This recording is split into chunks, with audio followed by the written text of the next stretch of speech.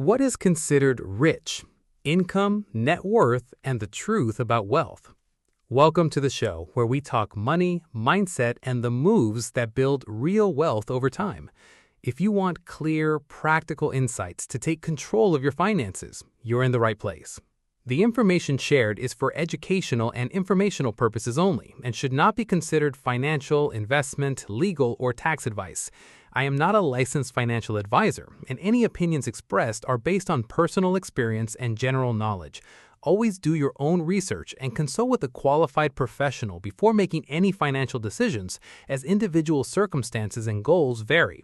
Past performance is not indicative of future results, and all investing involves risk. Ask a group of people, how much money does it take to be rich? And you'll likely get a different answer from each person. Some might say $1 million, while others believe true wealth starts at $10 million or more. For many, the idea of being rich is tied to a specific number in the bank. But is wealth really just about how much money you have? Income and net worth certainly matter, but they don't tell the whole story. In fact, some people with impressive salaries still live paycheck to paycheck, while others with modest incomes enjoy complete financial freedom. So, what does it actually mean to be rich? The traditional definition of wealth. Financial institutions typically measure wealth by net worth, the total value of everything you own minus what you owe. Investment firms often classify wealthy individuals into several categories. High net worth individual, at least $1 million in investable assets, excluding a primary residence. Very high net worth individual, between $5 million and $10 million in investable assets. Ultra high net worth individual, $30 million or more in investable assets. These categories are useful for banks and investment firms because they focus on assets that can be managed or invested. However, they don't necessarily reflect how wealthy someone actually feels. Surveys consistently show that many Americans believe they would need around $2 million or more before considering themselves wealthy. Yet, even a portfolio of that size may simply provide a comfortable retirement rather than an extravagant lifestyle, depending on spending habits and location. Is income a better measure? Another common way to define wealth is by annual income. Data from various economic studies suggest that earning several $100,000 per year places an individual among the nation's highest earners. Reaching the top 10% requires a substantial income, while entering the top 1% often means earning $500,000 or more annually, depending on the data source. While these salaries are impressive, a high income doesn't automatically translate to financial security. Someone earning $600,000 each year may spend just as much on housing, vehicles, vacations, and other lifestyle expenses. If nearly every dollar is spent, that person may still depend entirely on their next paycheck. On the other hand, someone earning far less who consistently saves and invests can gradually build lasting wealth. Income creates opportunities to build wealth, but it doesn't guarantee it. Why net worth and income don't tell the whole story? Looking only at income or net worth can create a misleading picture. Imagine two people with identical net worths of $2 million. The first owns a diversified investment portfolio that generates reliable income and has very little debt. The second has most of their wealth tied up in real estate while carrying significant loans and monthly expenses. Although their net worth is the same, their financial flexibility is very different. The same applies to income. A person earning a six-figure salary can still struggle financially if their spending grows as quickly as their earnings. This is why many financial experts argue that wealth should be measured differently. A more meaningful definition of being rich.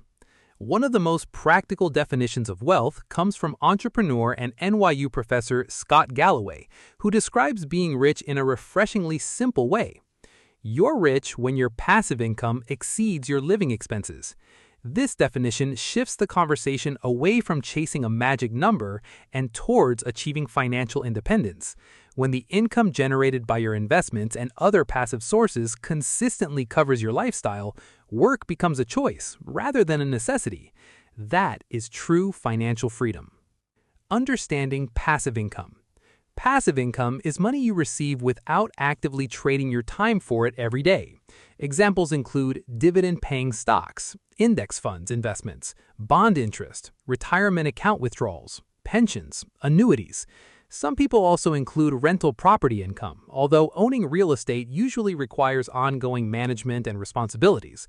Regardless of the source, the goal is to create income-producing assets that continue supporting your lifestyle over time. The importance of your spending habits. Building wealth isn't just about earning more, it's equally about managing what you spend. Consider these two examples. Person A, passive income, $60,000 per year. Annual expenses, $50,000. This person has all their living expenses covered with money left over. They can continue living comfortably without relying on employment. Person B, passive income, $200,000 per year. Annual expenses, $300,000. Despite generating a much larger income, this person still needs to work because their lifestyle costs exceed their passive income. Who is actually richer? By the financial independence definition, person A enjoys greater freedom. This exercise illustrates an important lesson. Wealth is determined as much by your lifestyle as by your income. The road to financial independence. Achieving financial freedom doesn't require winning the lottery or earning an extraordinary salary. Instead, it usually comes down to a handful of consistent habits practiced over many years. Successful investors tend to spend less than they earn, save regularly, invest consistently, take advantage of compound growth, avoid unnecessary debt, and increase investments whenever income rises. Time is often the greatest advantage an investor has. Starting early allows compound returns to build upon themselves year after year, creating remarkable long-term growth. Wealth looks different for everyone.